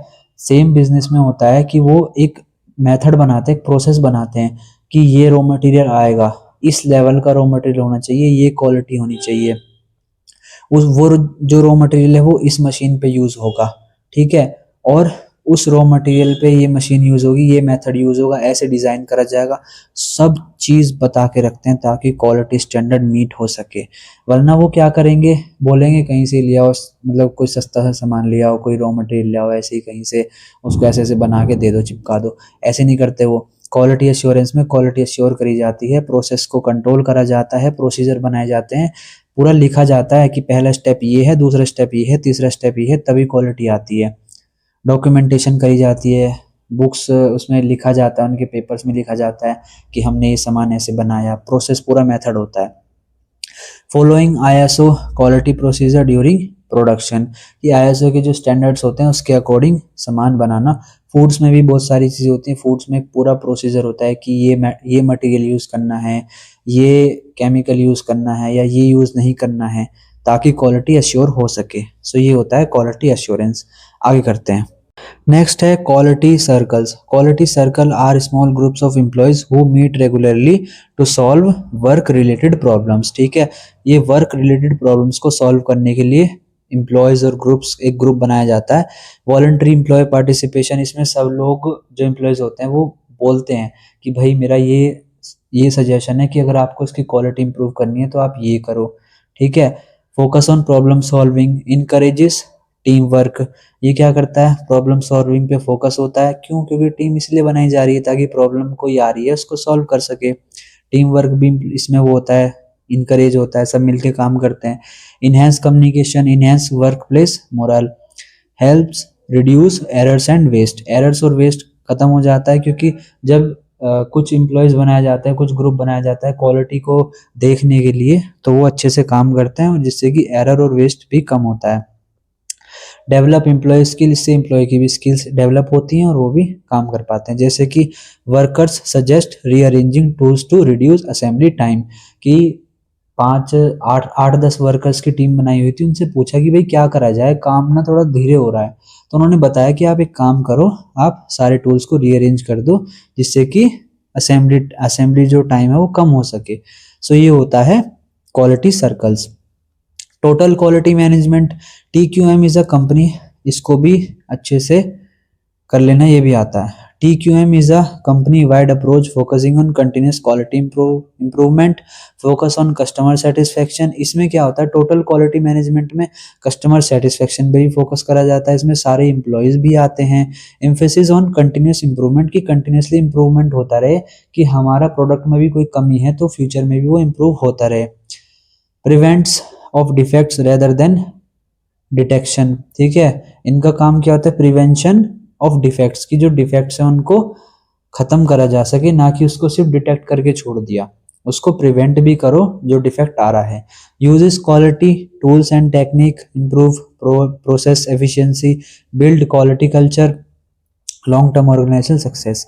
अ company improving product based on customer feedback, की एक कंपनी है वो कस्टमर के फीडबैक के उस पर वो कर रही है, अपने प्रोडक्ट को इम्प्रूव कर रही है, वो पूरा इम्प्रूवमेंट करेगी।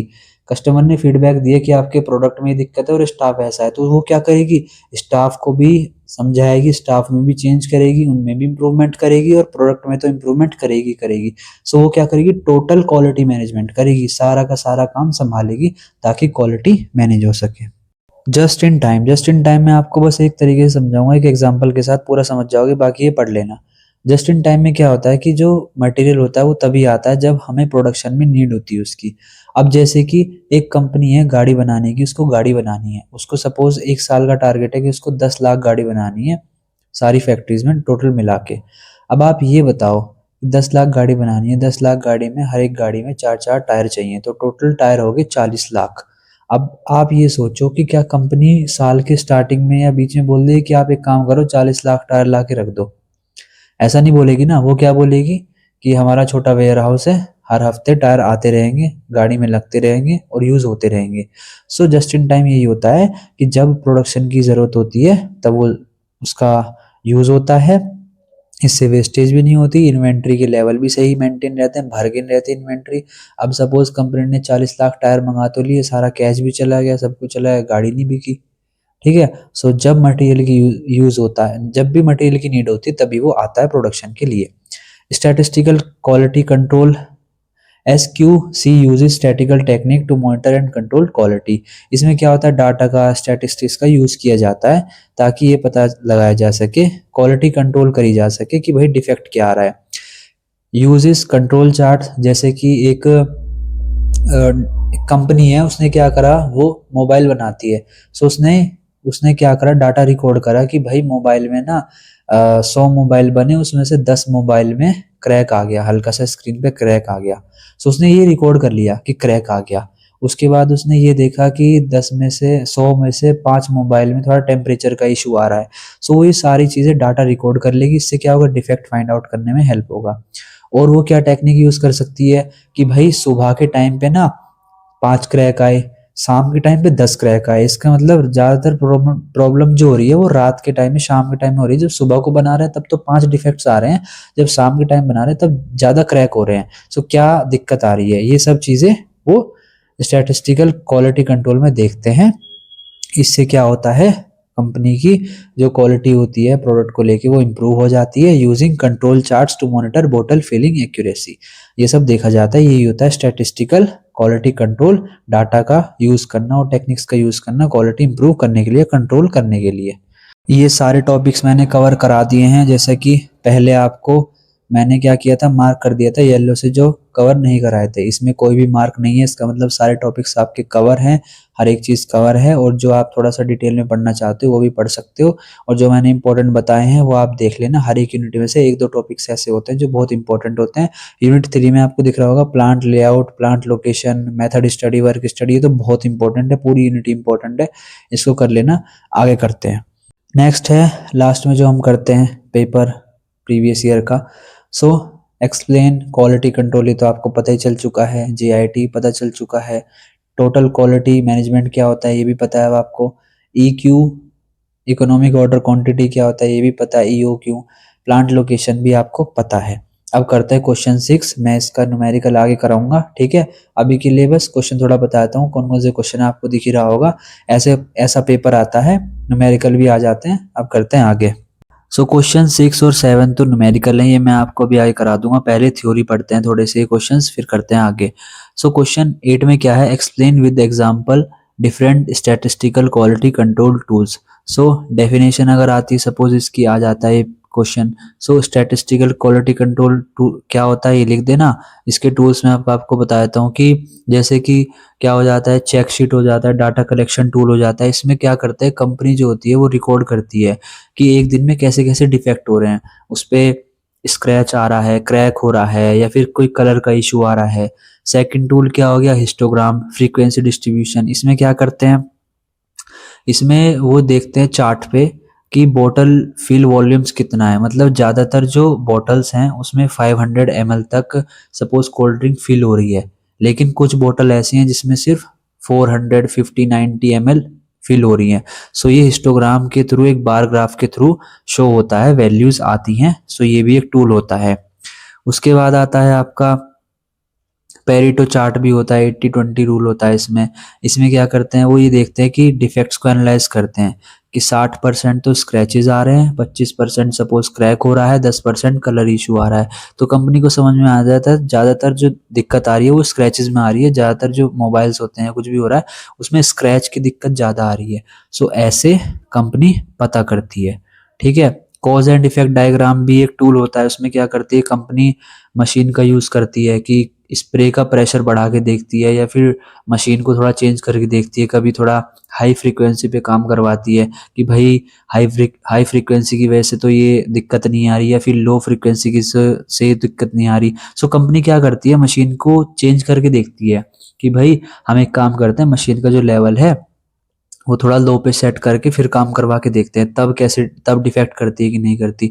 फिर वो क्या करेगी, फिर थोड़ा हाई पे सेट करवा के देखेगी। Show cause and effect relation से पता चल जाता है कि दिक्कत क्या हो रही है, ठीक है। मटेरियल भी, कि पुअर क्वालिटी मटेरियल आ रहा है, कि भाई कलर में दिक्कत इसलिए हो रही है कि जो मटेरियल की क्वालिटी है वो ख़राब है। ये कुछ टूल्स होते हैं, इसको आप देख सकते हो, अच्छे से पढ़ लेना, बाकी आसान है, ठीक है। आगे करते हैं 9th section C, plant location, plant layout तो आपको पता ही है। Explain the principle of plant layout, की प्लांट लेआउट सेलेक्ट करने के लिए क्या क्या प्रिंसिपल्स होते हैं, क्या क्या यूज़ होता है कि भाई टाइम वेस्टेज ना हो, एफिशिएंसी बढ़े, ये सारी चीज़ें। What are the different types of production and operation system, वही है बैच प्रोडक्शन, जॉब प्रोडक्शन, इसमें यही लिखना है। Explain in detail the different types of inventory control technique, ये मैं आपको आगे बताऊंगा। EOQ मॉडल आपको क्या होता है ये आपको पता ही है, ठीक है। ग्राफ के थ्रू ये सारा, बस EOQ लिख देना है इसके ऊपर, तो थोड़ा ग्राफ आप देख लेना, मिल जाएगा आपको कहीं से कि कैसे एक्सप्लेन करना है। Explain the following, production planning control आपको आ चुका है, वर्क स्टडी भी आपको बता दिया है, क्वालिटी एश्योरेंस भी आपको आ चुका है। सो सेक्शन सी में बस 3 क्वेश्चन अटेम्प्ट करने हैं, 5 के आपके पास चॉइस है, तो आप कोई भी 3 देख सकते हो, आप कर लोगे आराम से। अब करते हैं आगे। सो जो क्वेश्चन नंबर 6 है उसमें क्या दिया था आपका, मिनिमम स्टॉक दिया था, मैक्सिमम स्टॉक दिया था, लीड टाइम और डेली कंजप्शन। सो फॉर्मूला क्या होता है इसमें, इसने क्वेश्चन ने बोला कि रीऑर्डर लेवल क्या है, कि जब आपको ऐसा ऐसा कौन सा पॉइंट आएगा जब आपकी यूनिट इस लेवल पे अचीव हो जाएगी, आपको दोबारा रीऑर्डर करना पड़ेगा। रीऑर्डर लेवल तो आपको पता ही है, उसका फॉर्मूला क्या है, मिनिमम स्टॉक, इसको याद कर लेना, minimum stock plus daily consumption into lead time. So पहले daily consumption into lead time को सॉल्व करते हैं, पहले ये निकालते हैं, फिर उसमें मिनिमम स्टॉक प्लस कर देंगे, सो आपका रीऑर्डर लेवल आ जाएगा। सो डेली कंजप्शन कितना हो रहा है, 50 यूनिट का, 50 यूनिट का डेली कंजप्शन हो रहा है एक फैक्ट्री के अंदर, और आपका time required for receiving the material 15 days, जो कि आपका लीड टाइम है कि 15 दिन बाद अब मटेरियल दोबारा आएगा फैक्ट्री के अंदर। सो जब आप इसको मल्टीप्लाई कर दोगे सो 750 आ जाएगा, ये सॉल्व हो गया। उसके बाद मिनिमम स्टॉक को इसमें ऐड कर देना, मिनिमम स्टॉक कितना दिया है 1000 यूनिट प्लस 750।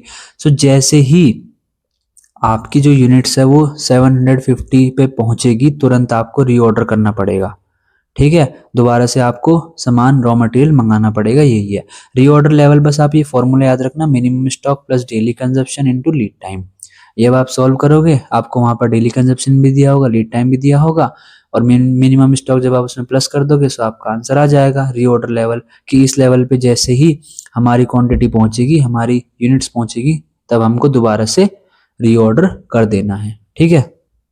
नेक्स्ट है क्वेश्चन नंबर 7। एनुअल डिमांड दी है कि एक कंपनी के अंदर इतनी रॉ मटेरियल की कंजप्शन होती है। यूनिट कॉस्ट दे दी है, कैरिंग कॉस्ट दे दी है 25%, मतलब कि जब भी आप उस ऑर्डर को मतलब ऑर्डर करते हो तो कितना खर्चा आता है। ऑर्डरिंग कॉस्ट दे दी है 150 रुपीज। अब इस क्वेश्चन में पूछा क्या है कि determine if the cost of one procurement 150 rupees, determine the time between two consecutive order, कि दो कंसेक्यूटिव ऑर्डर के बीच में कितना टाइम होगा। ठीक है, या फिर साल में कितनी बार ऑर्डर करना होगा उस सामान को। अब आप ये देखो, पहले आप निकाल लो calculate carrying cost per unit, आपको इकोनॉमिक ऑर्डर क्वांटिटी निकालनी है इसकी। ठीक है, सो इकोनॉमिक ऑर्डर क्वांटिटी निकालने के लिए आपको क्या क्या चाहिए, डी चाहिए एनुअल डिमांड। ठीक है, एस का मतलब होता है ऑर्डरिंग कॉस्ट चाहिए, एच का मतलब होता है होल्डिंग कॉस्ट चाहिए। ठीक है, सो पहले आप निकाल लो calculate carrying cost per unit. एक यूनिट का खर्चा कितना आ रहा है, 6। एक यूनिट की जो कीमत है वो 6 रुपये है, और उसकी कैरिंग कॉस्ट कितनी है 25%। सो 6 का 25% कितना होता है 1.5। सो उसकी एच क्या आ रहा है, मतलब कि कैरिंग कॉस्ट पर यूनिट कितनी आ रही है निकल के 1.5 per unit per year. Annual demand कितनी है, एनुअल डिमांड आपकी वही है 3200, इसमें दे दी है कि एक साल की डिमांड इतनी है। ऑर्डरिंग कॉस्ट आपको पता ही है क्या होती है, होल्डिंग कॉस्ट मैंने इसमें बता दिया कि होल्डिंग कॉस्ट क्या होती है। इसमें बस ये था कि जो इकोनॉमिक ऑर्डर क्वांटिटी का जो फॉर्मूला है उसको करने के लिए इनका मतलब पता होना चाहिए। डी का मतलब आपको पता चल गया, एस का पता चल गया, और एच आपने निकाल ही लिया। ठीक है, होल्डिंग कॉस्ट या कैरिंग कॉस्ट भी बोलते हैं इसको, ये आपने निकाल ही ली। ऑर्डरिंग कॉस्ट क्या है, ऑर्डरिंग कॉस्ट उसमें दे दी है कि 150 रुपीज। ठीक है, फॉर्मूले में आप पुट कर दो, ईओक्यू का फॉर्मूला क्या होता है 2DS। ठीक है, रूट 2DS अपॉन एच, ये फॉर्मूला होता है। सो 2 क्या हो गया, 2 तो इसमें दिया है। डी का मतलब क्या होता है एनुअल डिमांड, जो कि 3200 यूनिट्स है, उसको मल्टीप्लाई कर दो। एस का मतलब क्या था ऑर्डरिंग कॉस्ट, ऑर्डरिंग कॉस्ट कितनी है 150। सो 150 को मल्टीप्लाई कर दिया डिवाइड बाय एच कितना है होल्डिंग या फिर carrying cost 1.5 rupees per unit per year. ठीक है, जब आप इसको सॉल्व करोगे, आगे करते हैं, मैं आगे दिखाता हूँ। सो आपका जो सॉल्व करने के बाद आंसर आएगा वो आएगा 800 यूनिट्स। ठीक है, इकोनॉमिक ऑर्डर क्वांटिटी क्या है 800 यूनिट्स, मतलब कि जब भी आप ऑर्डर करोगे सो आपके पास 800 यूनिट्स का मिनिमम ऑर्डर होना चाहिए। ठीक है, time between orders, time between orders क्या होता है demand divide by economic order quantity. So 3200 divide by 3200 हमारी क्या है एनुअल डिमांड है, इसको डिवाइड करेंगे 800 से। सो क्या आ जाएगा 4 ऑर्डर्स आ जाएगा, मतलब साल में आपको 4 बार आपको ऑर्डर देना पड़ेगा 800 का, तब जाके आपकी एनुअल डिमांड फुलफिल हो पाएगी। अब कैसे होगा ये, साल में 4 बार देना है आपको order, convert to time, time एक साल में कितने महीने होते हैं 12 महीने होते हैं, और आपको 4 बार ऑर्डर देना है एक साल, मतलब पूरे साल में 4 बार सामान मंगाना है, तो उसको 4 से डिवाइड करोगे तो आंसर क्या आ जाएगा 3 महीने। इसका मतलब हर एक 3 महीने बाद आपको 800 यूनिट्स मंगानी पड़ेगी रॉ मटेरियल की, ताकि पूरे साल की जो 3200 यूनिट्स की डिमांड है वो फुलफिल हो सके। आई होप आपको समझ में आया होगा। अभी मेरे पास ऐसे टूल्स वैसे नहीं है कि मैं आपको समझा पाऊँ, और मैंने कोशिश करी है, आपको समझ में आ जाएगा तो अच्छी बात है बहुत, आप दोबारा से देख लेना, ऐसे निकलता है। ठीक है, टाइम बिटवीन ऑर्डर्स की मतलब कि आपको 3200 यूनिट कंज्यूम करनी है एक रॉ मटेरियल की पूरे साल में, सो कंपनी को 800 यूनिट ऑर्डर करनी पड़ेगी। अब वो 4 बार ऑर्डर करनी पड़ेगी, और साल में जब आप 12 महीनों को डिवाइड करोगे 4 से, तो हर 3 महीने बाद आपको 800 यूनिट मंगानी पड़ेगी, ताकि पूरे साल की 3200 यूनिट की डिमांड फुलफिल हो सके। नेक्स्ट है inventory control techniques, question number 11 है, ये आपका प्रीवियस ईयर का जो पेपर था उसमें क्वेश्चन नंबर 11 का आंसर है। ABC एनालिसिस क्या होता है आपको पता ही है, ए मतलब जिसकी हाई वैल्यू जो बहुत ज्यादा कीमती है, बी जो मीडियम का है, सी लोअर। सेकंड है VED एनालिसिस, मतलब वी मतलब वाइटल इसेंशियल और डिजायरेबल। वी से वाइटल मतलब कि ऐसा प्रोडक्ट, अगर वो ऐसा ऐसा सामान जो एकदम अगर नहीं रहा तो बहुत ज़्यादा दिक्कत हो जाएगी। जैसे कि हॉस्पिटल में कोई लाइफ सेविंग मेडिसिन नहीं रही तो वो वाइटल है, वो बहुत ज़रूरी है, वो अगर नहीं रही तो दिक्कत हो जाएगी बहुत ज़्यादा। ये मतलब इसेंशियल जो कि बहुत ज़्यादा मतलब नीड में है पर थोड़ी कम है। अगर हल्का फुल्का कुछ हो जाएगा तो ज़्यादा वो नहीं पड़ेगा, पर होनी चाहिए वो भी। डिजायरेबल मतलब अगर नहीं भी हुई तो ज़्यादा बड़ा इम्पैक्ट नहीं आएगा, कोई दिक्कत नहीं, बाद में मंगा लेंगे। ये होता है। EOQ आपको समझ में आ गया होगा कि एक सही क्वांटिटी ऑर्डर करना सही टाइम पे, ताकि वो इन्वेंट्री अच्छे से मैनेज हो सके और कोई दिक्कत ना हो। नेक्स्ट है FSN एनालिसिस। इसमें क्या होता है कि फास्ट, स्लो, नॉन मूविंग, मतलब कि फास्ट जो ऐसे प्रोडक्ट जो बहुत ज़्यादा यूज़ होते हैं, बार बार यूज़ होते रहते हैं। स्लो मतलब जो बहुत कम यूज़ होते हैं। नॉन मूविंग जो मतलब कभी कभार यूज़ होने के प्रोडक्ट्स होते हैं। ठीक है, ये होता है FSN एनालिसिस। इसको और अच्छे से डिटेल में पढ़ लेना, वैसे ईजी है। ठीक है, नेक्स्ट है HML analysis. Based on unit price की इसका खर्चा कितना आ रहा है एक यूनिट का।